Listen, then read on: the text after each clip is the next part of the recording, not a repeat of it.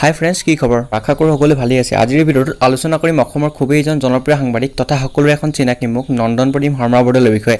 তেখেতৰ ঘৰ ক'ত, কেতিয়া জন্ম হৈছিল, এই সকলোবোৰ কথা এই ভিডিঅ'টো যদি আপোনালোকক জনাবলৈ চেষ্টা কৰিম। গতিকে বলক দেৰি নকৰি ভিডিঅ'টো আৰম্ভ কৰোঁ। তেখেতৰ সম্পূৰ্ণ নাম হ'ল নন্দন প্ৰদীপ শৰ্মা বৰদলৈ। নিকনেম হৈছে নন্দন।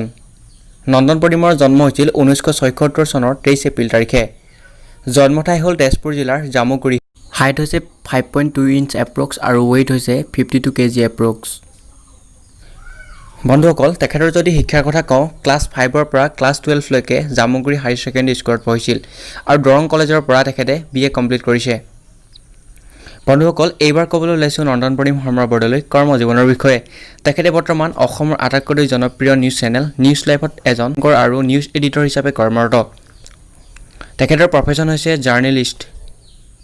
বন্ধুসকল, এইবাৰ ক'বলৈ ওলাইছোঁ তেখেতৰ পৰিয়ালৰ বিষয়ে। পৰিয়ালৰ মূল সদস্য সংখ্যা হৈছে 3জন, তেখেতৰ পত্নী আৰু পুত্ৰ। নন্দন প্ৰদীপ শৰ্মা বৰদলৈ 2010 চনৰ 4 জুলাই তাৰিখে দীপাঞ্জলি কোঁৱৰৰ সৈতে বিবাহপাশত আবদ্ধ হৈছিল। বৰ্তমান তেখেতে পৰিয়ালৰ সৈতে গুৱাহাটীতে বসবাস কৰে।